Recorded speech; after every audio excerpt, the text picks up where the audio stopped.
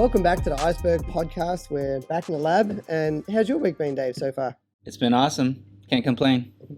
I've been on a number of field trips this week, out doing some work with our unit on plant growing, and we've been to these massive, big greenhouses here in Singapore, the Cloud Forest and the Flower Dome, and it's been awesome to see kids in and about, actually seeing things in person and learning like in the space where they can see it firsthand. It's been kind of cool.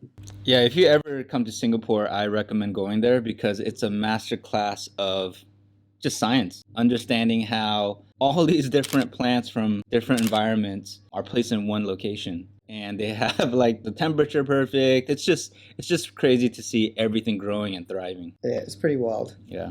Today we wanted to talk about like why we started the podcast and how that came about and what we kind of hope to get out of it, and maybe hopefully what you'll get out of it as you listen.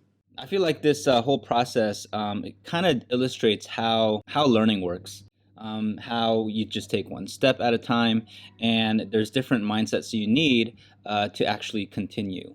So as Dave and I started working together here, we found that our interests were similar in regard to, what we would love to be able to do in an education setting, and we asked similar questions about things and challenge each other on different topics. And along that path, we also found that there are people that we interact with online or we listen to online that are similar and also have similar ideas and are helping us develop. And one of those people is Abbdal.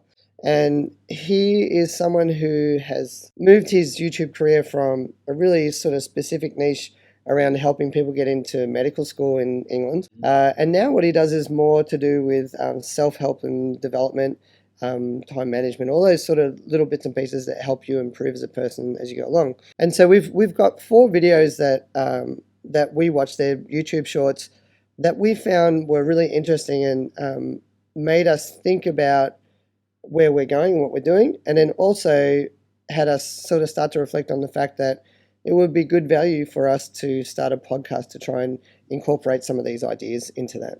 Yeah, and hopefully these examples, these videos can help you as well in your journey in a big project that you've been thinking about. All this information will help you jumpstart that project. So the first video we looked at was called the Goldilocks rule. And it's this idea that when you are encountering something new, oftentimes you have to make a decision. Are you going to go for the easy option, the middle option, or the hard option? And it kind of comes back to that zone of proximal development that we learn about in university when you study education. That idea of choosing the middle road or the middle option is usually the best because it pushes you a little bit ahead, but it's also not too difficult. And so in that regard, it gives you the energy to like push forward, get involved, get excited, and then keep moving ahead. And so in particular, he says in here, in the video, humans experience peak motivation when they're working on tasks that are right on the edge of their current ability. They're not too hard, they're not too easy, they're just right. It's the Goldilocks rule. Yeah, so an example would be like, let's say I wanted to learn how to box. Sounds fun? Yeah. The hard version would be for me to just day one go into the ring with a professional. The easy version would be the first day I just keep punching with my right, just the jab, the whole for an hour. So the middle option could be where I learn a combo. And instead of just doing the same combo over and over again, I can apply it to a punching bag, and then maybe I can work with a sparring partner. I believe would probably motivate me to come the next day. When I think about this rule too, and I think about it in context of our podcast and how it's going, I do think it is kind of the middle road. I think the easy road for us would have been to say, let's get organized for like another 6 to 12 months. And then when everything's in place and get it done, then we go. The hard road would have been like full studio lights, like crazy recording systems, all this sort of stuff. I love the fact, and this is really, to Dave's credit, we've gone the middle road where we have our own equipment that's kind of a mixed match between brands and everything else. And we're getting it done. And we're in that middle part where we're working as well as we can with what we have. And we're developing our ideas and we're getting into it. And I think for me, that's really inspiring to keep going, is that it's not too crazy. It's not too much of a burden. But I feel like we're getting a really good product out of it at the end. Absolutely. And our background is we've taught media for many years now. And so it is not too difficult for us to set up cameras and record ourselves and edit videos. Yeah, So true. So as it turns out, my wife is an artist, and specifically, she's a ceramics teacher. And so this next one is called The Parable of the Pottery Class. And at its heart, it basically talks about there being two groups of students who are learning pottery. One group is asked to make like a perfect vessel, and they spend time, all their time is on one vessel, trying to make it the best that they possibly can. And the other group is given the task of making a vessel a day, like just making lots and lots and lots of individual vessels to practice those skills. And then at the end, they're asked to make one pot and as best they can. And then at the end, the idea is that there is a series of judges and they go and judge all the vessels. That basically, when the judges look at these pieces, the pieces that are invariably better are the pieces from the group where they're just doing that activity over and over again and getting lots of experience rather than like the one experience and then trying to like build it out big from there. yeah, I was shocked when he said that story because like all the high quality pots were from that group. None of them were from the quality group, which was surprising. And for me, that hit home because I told Shaun about this whole podcast. Our plan is to kind of crank out as many of these episodes as fast as possible. I am somewhat thinking about quality, but it's really more about quantity because I just want to do it quickly, get feedback, improve on the next one, and just keep going. For me, that's how I've learned to do anything is to do it many, many times. As a new teacher, I was asked to create units and I made a lot of units in a short period of time. And I think that was really beneficial to what I'm able to do now. I think too, in that regard, I see in our process the value of having a thought partner and having someone who will push you a bit further because I feel like myself, I would have probably hung back a little longer and waited on a couple of different things. And I love the fact that we're getting it done. And it is one of those situations where now that we're underway and it's good. But I think it's sometimes the hurdle of getting started is much more difficult than actually keeping going. Right. It's like you have some momentum, but that first podcast, for instance, it takes that energy and momentum to push in to get going. Right.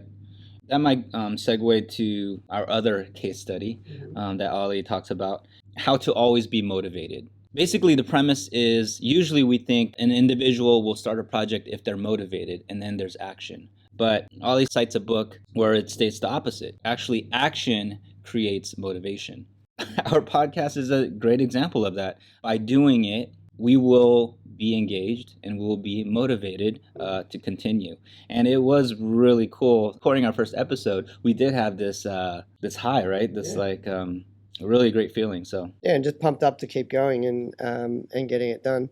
I think we also earlier today we were talking about this particular video, and we were saying how from an education context, sometimes this might look like that really passionate teacher that you had in your life, or so we have these teachers that one teacher has left here where we teach now, but their names are Rindy and Alice, and they run a program that is really based around getting kids involved in nature, and they go on 12 to 15 field trips a year.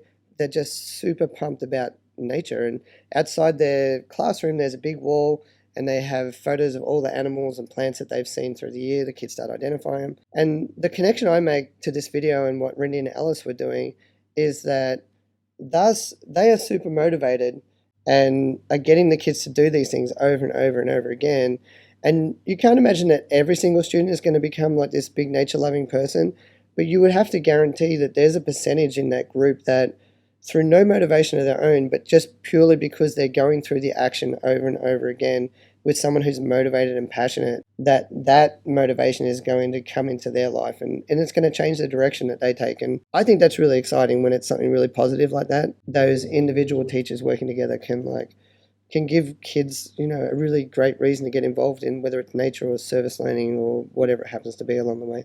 Outside of education, just the whole slogan of just do it, I always thought that was based on motivation. because you're just watching these athletes get pumped up and then doing the training and just playing sports. But this kind of flips it, and I can relate to it now because I just started running. I've always hated running, but this year I was the middle school assistant coach for cross country, and that just forced me to run.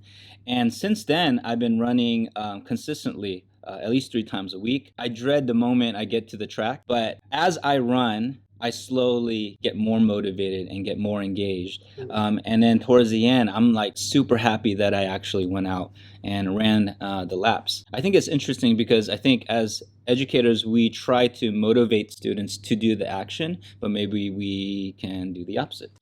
So the final short that we're going to talk about today is one called the spotlight effect. And the idea behind this was some psychologists asked teachers to wear a Barry Manilow t-shirt and walk through campus as if this was kind of something that was going to draw like essentially negative attention to them, because at the time maybe he wasn't the coolest person around. So they wear this Barry Manilow t-shirt through the campus, and they're asked about how many people they thought saw them in this shirt, and how it made them feel and things like that. And then what the psychologists did was they kind of compared what notionally they thought how many people had noticed them, and then they went and surveyed people in the quadrangle and basically said, did you notice someone come through here in a Barry Manilow shirt? And those findings are that like people think that like everyone can see them all the time and that they're under the spotlight as such, but in reality really not that many people notice what you're doing.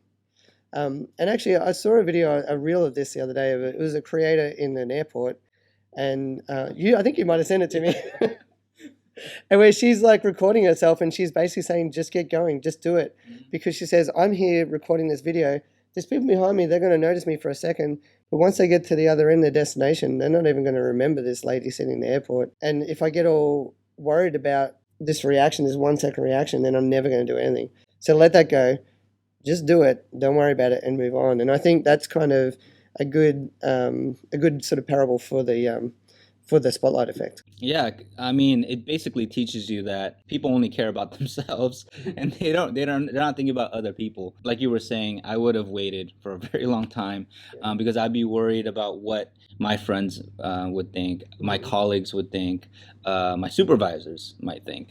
But at the end of the day, people don't have a lot of time. They're probably not going to be watching this. And I think too, when I think about the purpose of this podcast for myself, it's really a lot of it. I think we talked about this in a previous podcast. Is for me, it's really about consolidating my thinking and trying to make sure that my arguments and the things that I'm considering as to be positive or negative in education, that they're well thought out and I can explain them in an easy to understand way.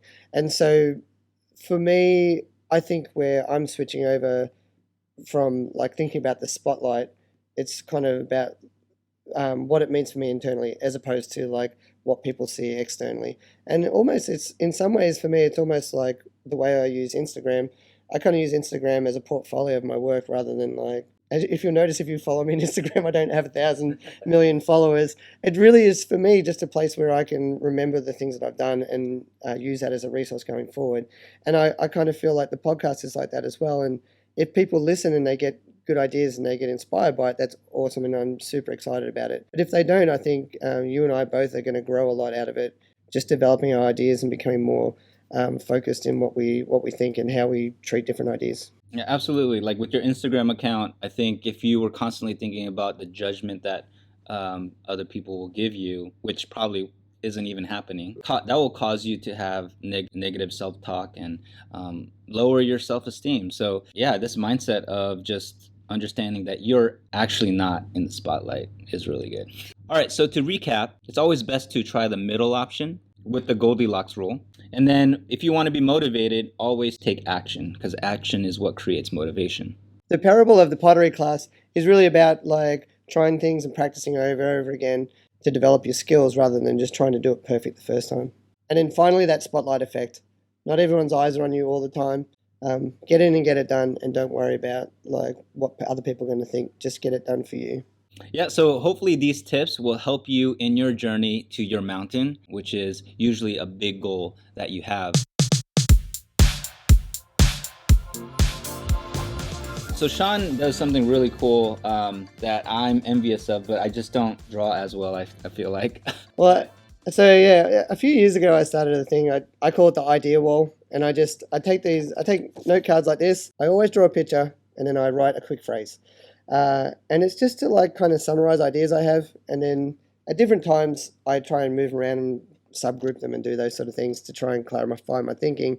This is just an unusual example for today, but this one is like, what would a pirate do? And it just made me think about sometimes in education, particularly, they're very sturdy structures that don't have a lot of flexibility sometimes. Sometimes they do. And sometimes I think you need to think to yourself, what would a pirate do? Sometimes you have to be the action, and sometimes you have to be a pirate to get the action to happen. This is just from the idea wall, and it's something that we might bring into the podcast here and there. Is just like, what's a card from the idea wall? But yeah, what would a pirate do? And that's maybe something you can think about this week as you be an iceberg in the river that you call home. Nice. Cool. So I guess I'm going to go and have a cold drink of water with my 2.5-year-old son. Nice. I'm gonna probably go run. Yeah. I am not motivated, but hopefully the action will motivate me. Yeah. So remember, be the iceberg. And climb your mountain.